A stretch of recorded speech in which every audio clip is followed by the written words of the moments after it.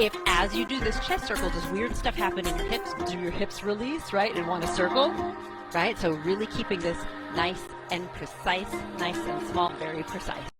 My name is Sahira, and I'm here to teach you the beautiful art of belly dance.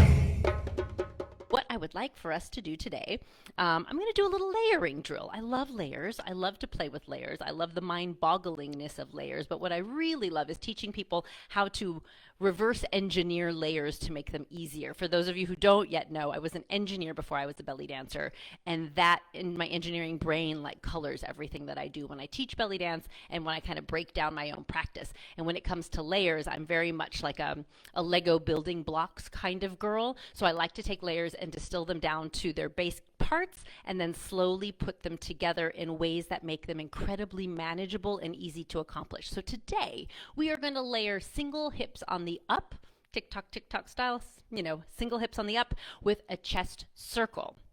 So what we'll do is first I'm going to put on music and we'll just try to do it and bleh, like whatever comes out.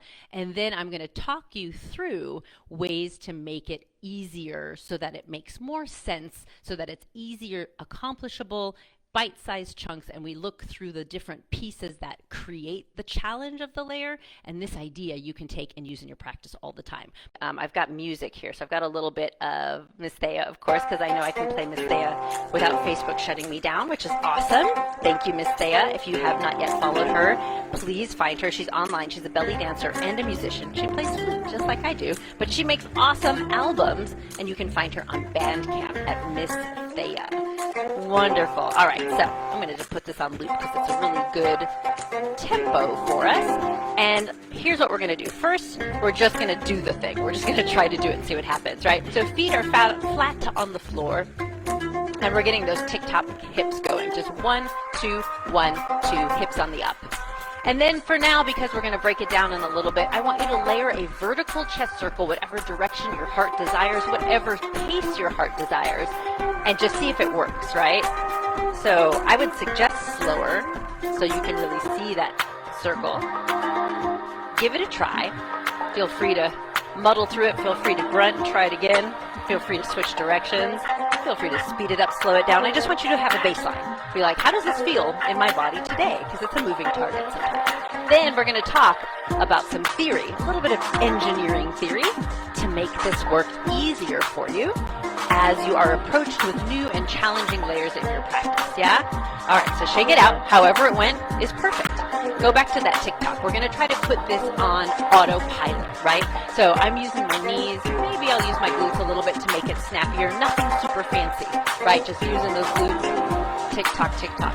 Now we're going to go through the pieces of our circle like it was a diamond, and we're going to hold in each position. Let's do center is easy. This is where we normally live. Let's try the up. So lift it up and just keep that tick-tock going. And notice if you're like, oh, that screws it all up. Or does that feel pretty good because your chest is still center? It might feel pretty good because your chest is still center, but be sure that when you lift it up, you don't let the hips go, right? The hips stay right underneath you, chest is lifted. Now let's take it over here. This might be your right, it's my left. Yeah, I'm taking you over here in a chest slide, and I'm going to keep that tick-tock right in the same spot that it was. This might feel a little odd because you're kind of cattywampus, right? But hold it there and just kind of feel how that feels. If your hips stop, awesome. Figure out, okay, how can I get them going again? Do I need to make that chest movement a little smaller? Maybe bring it back more towards center? Did something happen? Did my feet shift where they are on the floor, right? My feet are like on the floor the whole time here. Yeah, just to show you. And then figure out, kind of workshop it. Like, what can I do to make this work? Do I need to bend my knees a little bit more? Do I need to relax my abdominals? Am I in good alignment? Let's take it over to the other side, right? So here's the other slide. These are the 4 parts, essentially, as we draw our circle. We kind of move through these 4 parts of the diamond smoothly with an arc. And this breaking it down exercise can really allow you to see, here's where my issue is. Here's where things get difficult. And then kind of say, okay, what do I have to do this tick-tock where my chest is over to one side? Take it back to the middle. Are you breathing? Keep breathing. Yeah, keep that tick-tock going. Now take it to one side. Hold it there for maybe 8 hip movements. Now take it up. Hold it there for 8 hip movements. And we'll take it over to the other side. Try to keep those hips nice and steady. If that's all we could see, nothing would change. Back to the center. And now we'll do that same thing, but let's just do 4 hip movements. So it's 1, 2, 3, 4. 1, 2, 3, 4. 1, 2, 3, 4. Center, 2, 3, 4. Breathe deep. All right, we'll try just a little bit more. But this idea, the bigger, like this is a fun layer. I love this layer. I use this layer all the time. The bigger lesson is how can you take new layers that you are approached with in your dance practice and pick them apart in an engineering manner, right? Pick them apart like little pieces of Lego and put them back together in a way that makes sense to you. And I find that instead of maybe just going for that circle in the TikTok and you're like, ah, what's happening?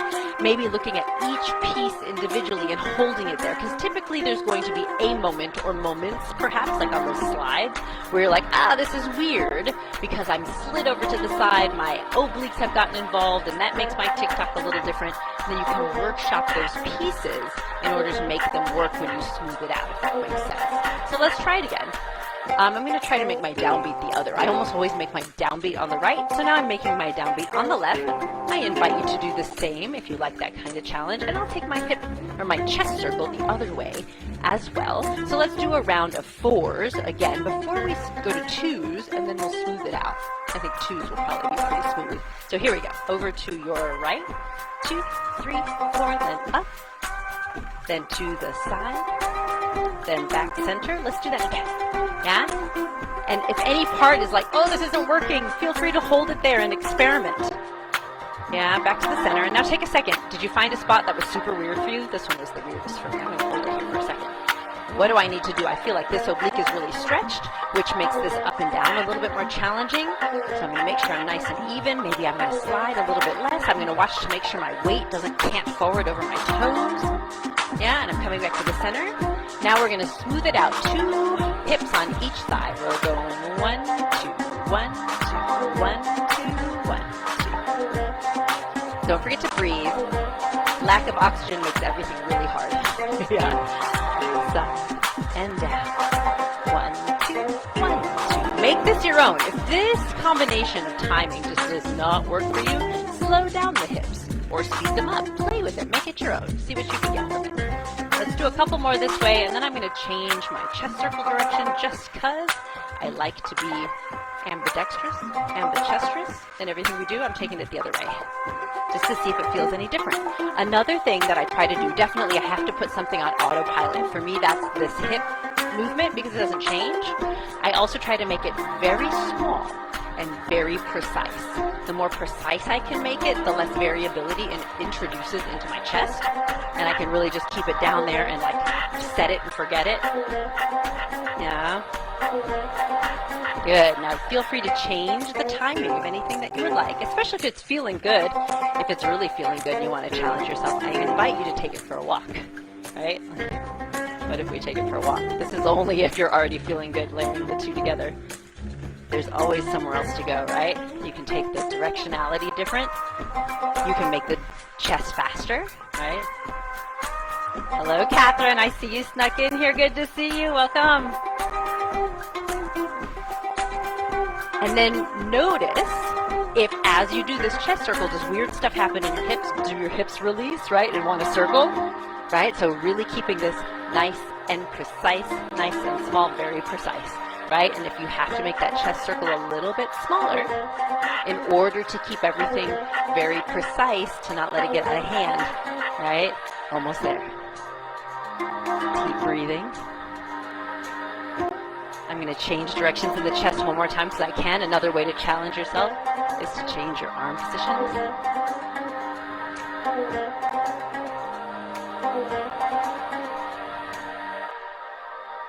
Excellent. And take a deep breath up. And exhale. Woo! See, I feel better already. Yeah, there is something magical about just taking 10 minutes, 5 minutes to dance, and I'm like, oh, yeah, everything's all right. I'm a little sweatier, and I'm a little happier. Yeah?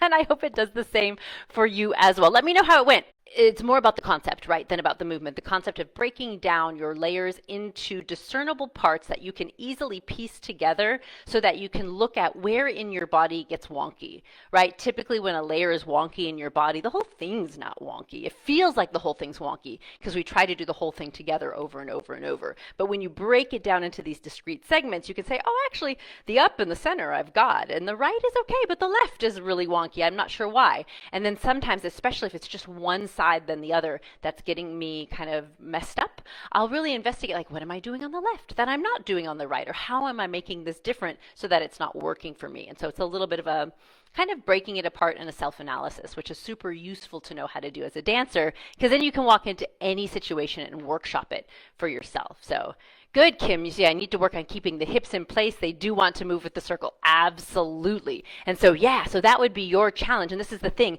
like we can take it and distill it down. Like, what one thing, if I got this one thing to work, everything else would be easier, right? If the hips are going in a circle, the whole thing becomes way harder. And so your job will be, what I'm going to practice now is like getting that tick-tock going and then like just kind of shifting your chest weight, make it shift your chest up, shift your chest to the left, hold your hands on the hips and make sure that the hips aren't going anywhere and make that chest circle smaller, more controlled, and it can get bigger with time, right? And all of this process is the entire point. And people in my membership know I say this all the time. It's not like some weird end result that you're like waiting for somewhere over the rainbow to happen. It's like, this is the practice. This is the fun. This is the like, what is my body going to do with this today? And how can I make it better? How can I make it work for me? And so enjoy that process because this is exactly where we are supposed to be.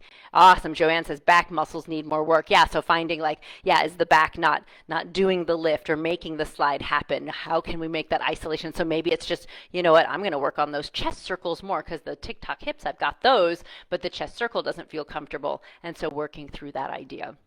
So I invite you to take that, play with it, and then apply those theories and those techniques to any layer that comes your way, because that method of breaking it down is super useful no matter what you're presented with. And my goal is to give you a set of tools that you can use as a dancer that aren't only for like this one thing, right? It's not just a fish. It's like teaching you how to do a thing that will be more useful to you in your practice.